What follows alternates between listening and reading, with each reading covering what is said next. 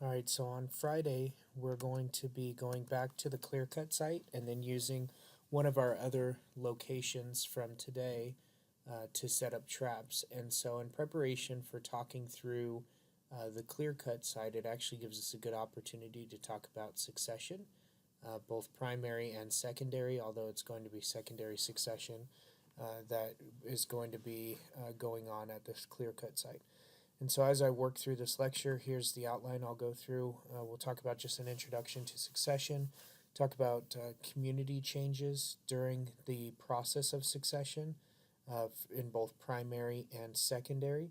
And this is a community level ecology. Today, we talked about community, population, interactions, and individual ecology that are all underneath the level of ecology proper.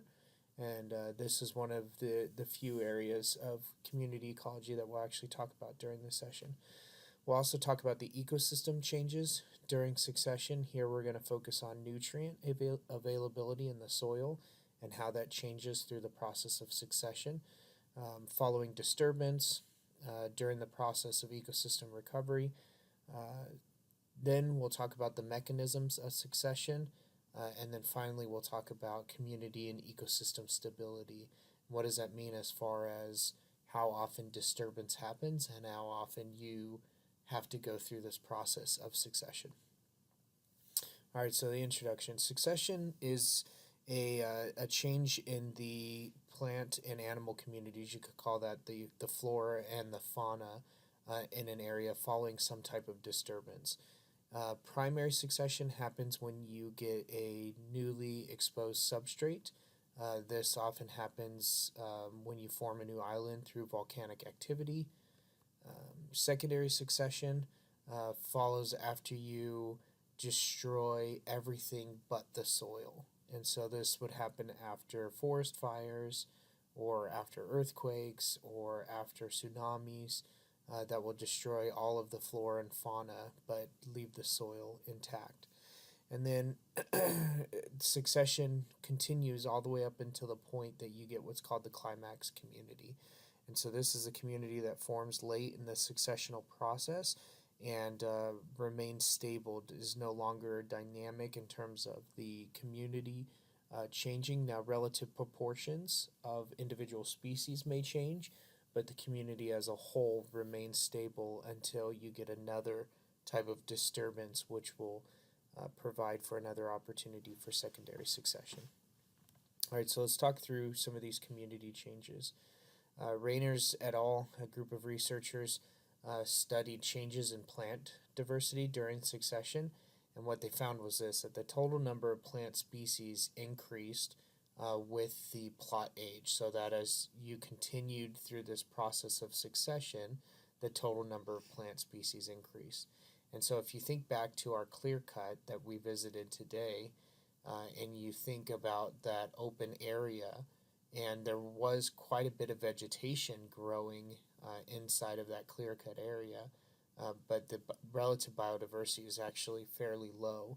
And so as that area moves through the process of succession, it's actually going to change. Now, one thing they'll do in those clear cut areas, similar to what they did in that red pine plantation that we visited near the oil pad, they will plant red pine, which will grow well in a very bright area with very little shade and will actually help that forest through the process of succession. Now, species richness, which is just the number of plant species, increases very rapidly early in succession and then increases more slowly during the later stages as you start to move closer and closer to the climax community. And so what you see is that not all of the groups, not all of the species actually increase in density during the succession. Some of them decrease in density, and many of them will remain at a similar density throughout the process of succession. And so here's an example or a following of succession in an area in Glacier Bay following 1,500 years of succession. Okay, so relying on materials from the plants laid down in sediment. And so this again in class today, we were talking about some of the sub questions that you might ask associated with the question of can we map the community of this lake throughout time. Is it's helpful to know the relative amount of sediment laid down every year. But you could see that early on in the process of succession, we have just our mosses, liverworts, so some seedless plants, and then some lichens, and then low shrubs and herbs, but we don't have any trees or any tall shrubs. And as we move through the process of succession, our number of species increase. This on the y-axis is the number of species, but also we start to introduce entirely new forms that are later forms to show up in this process of succession, the taller shrubs and the trees. All right, so secondary succession in temperate forests. Where we're at in Michigan, we are in kind of a bridge between a temperate forest and a boreal forest, but heavily influenced by temperate forest species. And so Oosting found that the number of woody plant species increases during secondary succession. This happened at Piedmont Plateau, and it happens in other places as well. And what you find as a result of this is the animal communities change in that process as well. So the bird diversity increased as the woody plant diversity also increased. And so this is something that's very important in these clear-cut areas. And I mentioned today while we were at the site that the edges where the forest bumps up against that open area, that's where you're going to have your highest bird diversity. But as that open area moves through the process of succession, you're going to start to get more birds using that open area, and the bird biodiversity will increase in there along with the number of species of woody plants. All right, so taking a step back, we'll talk about not just community changes during succession, but now ecosystem changes during succession. And in our introduction and talking through our outline, I told you in here we're going to focus primarily on nutrient availability as you move through this process of succession. And so going back to the succession at Glacier Bay, what you find is that your total soil depth and the depth of all of the horizons, the A horizon, the B horizon, the O horizon, increase as you move through the process of succession. So not only does the total soil depth increase, but every horizon where you have organic material mixed with inorganics, and as you get deeper into the soil, all of your major horizons increase in depth as you move through this process of succession. And so what's happening is as your early plant species enter into a new area and individuals die, their organic material actually becomes part of the soil and in many ways enriches the soil for later stages in the process of succession.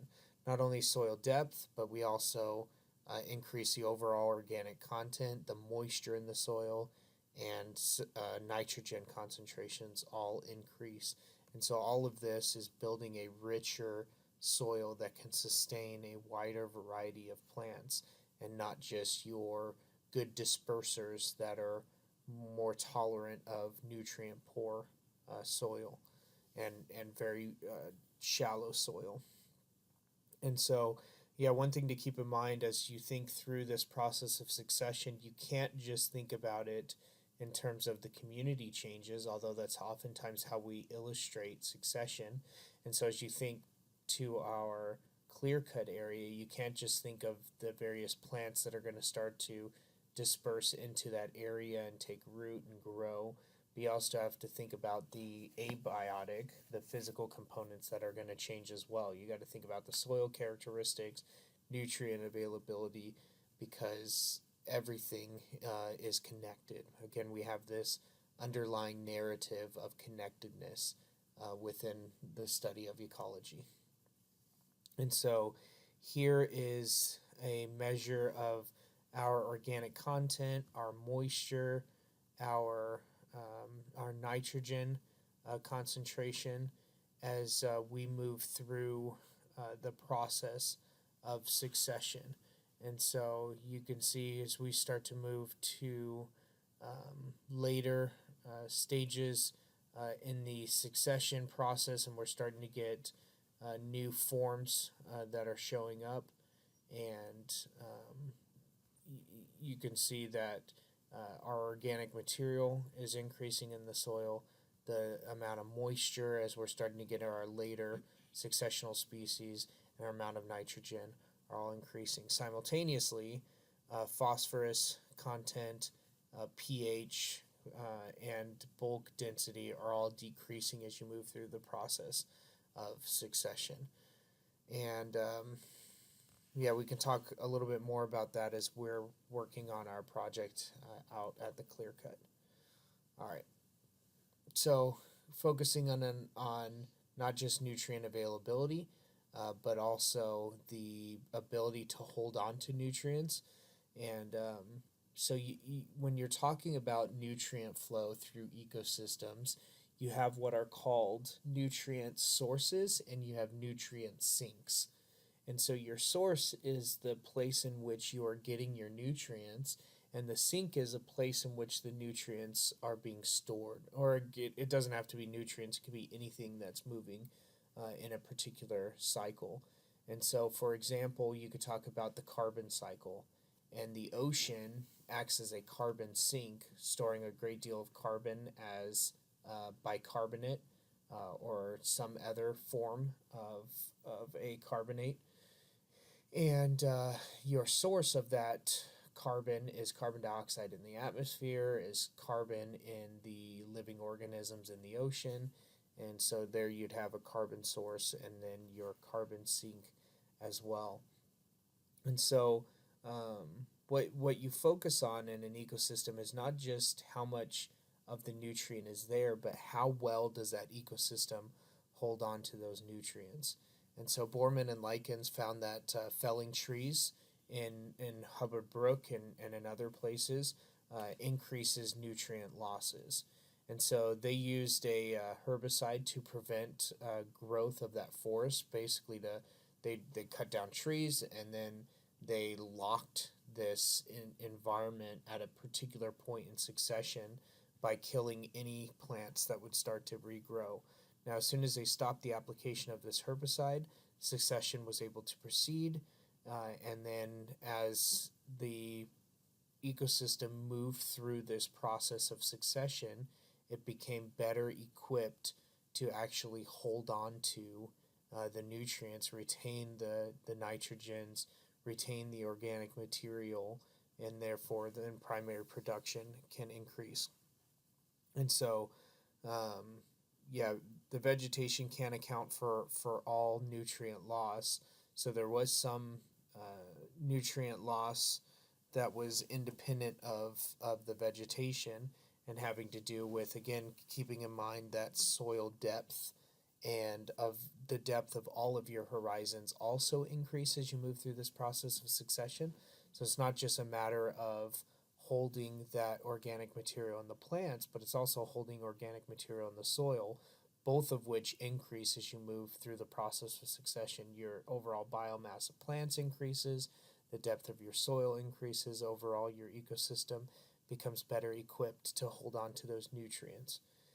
And so, yeah, the locking an ecosystem at a particular point in succession and not allowing it to increase reduces the nutrient amounts in an ecosystem and the ability of the ecosystem to hold on to those nutrients.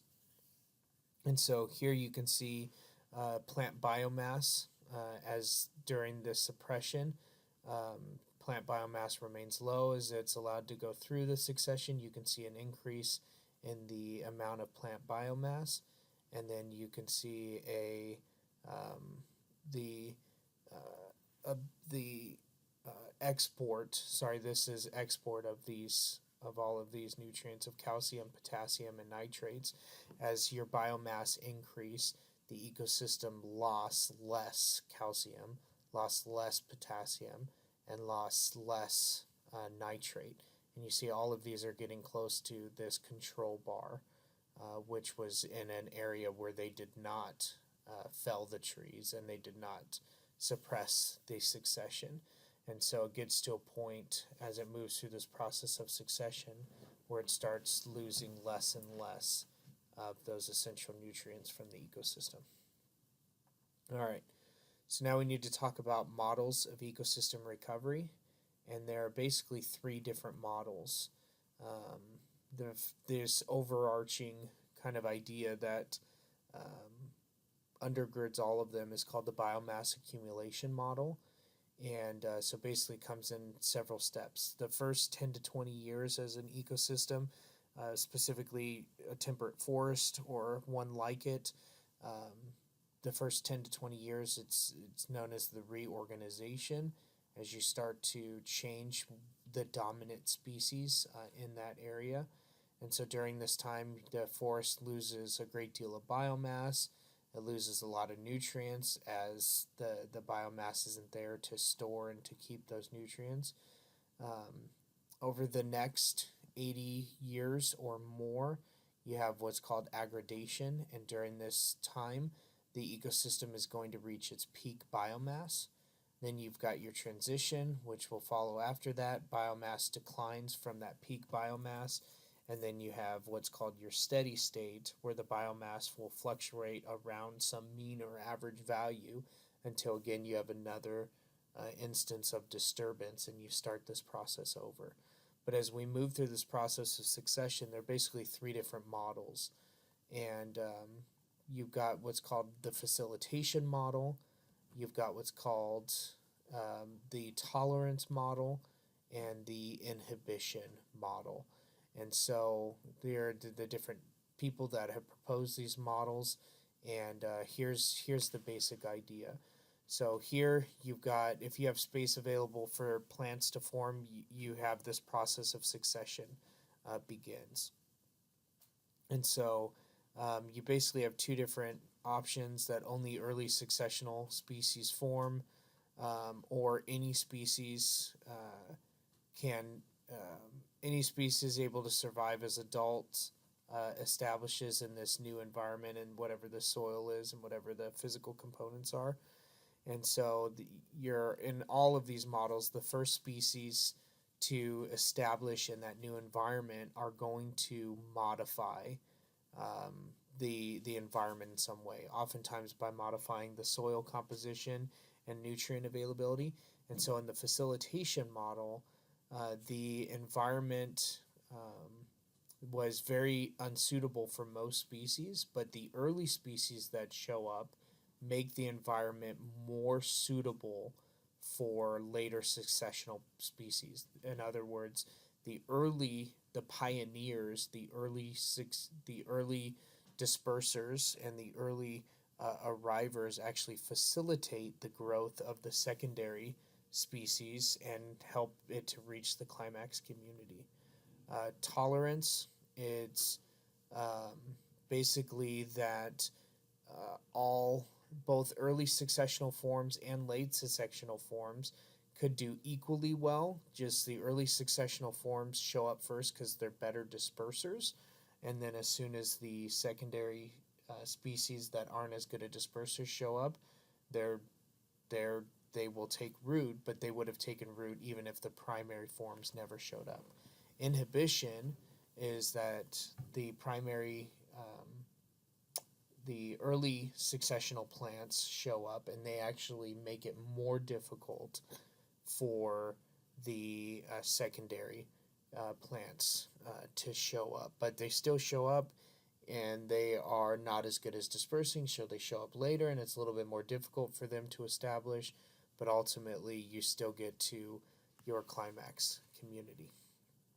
So again, we can talk about these in a little bit more detail. So basically facilitation, many species attempt to colonize, but only certain species establish, and these pioneer species modify the environment mostly the soil, so that it becomes less suitable for themselves but more suitable for later successional forms. Intolerance, um, it's not just limited to pioneer species, but your good dispersers are going to show up first. So they don't necessarily facilitate later successional species, they just show up earlier to the area. And then in inhibition, the early occupants modify the environment, usually the soil, that makes it less suitable for themselves and also less suitable for late successional species. And so they inhibit the colonization by later arrivals. This would assure that the late successional species dominate in an area, even though they're less likely to establish, but also the early arrivers are also less likely to establish. But since the late successional species live a longer time and also are more resistant to disturbance, that they are going to be the dominant forms later in an area. Now, the last thing we'll talk about in this is community and ecosystem stability. And so, stability is the absence of change, what you would call a static ecosystem. And so, resistance is basically the ability to maintain structure even in the face of a potential disturbance. Resilience is the ability to recover from a disturbance. And so what you find, or what we found in what's called the park grass experiment done in Hertfordshire, England, is that you basically they treated an area with fertilizer for 150 years, and they investigated ecosystem stability in these environments. And so they used community composition variability as a measure of stability, and the represented composition as a proportion of the community consisting of each plant form. And so they focused on not just the particular species that were present, but the relative abundance of each plant species. And so that they showed that although there's a high level of community stability, individual populations and the numbers of those populations can actually change substantially. And so while it looks like the community, this climax community, is incredibly stable and static, it's actually quite dynamic as individual populations and individual species fluctuate in numbers. And so what this tells us is that our whole idea of a climax community being incredibly resistant may not be the most accurate portrayal of what's actually going on, because as you focus on individual species, you'll realize that there's still a very dynamic nature to these ecosystems, even those that are in their climax community. And so what it shows you is that stability is actually highly dependent on your resolution. And so if you're looking at the community as a whole, it may look incredibly stable and static, but as you look at individual populations within that community, you can see that dynamic nature of the ecosystem.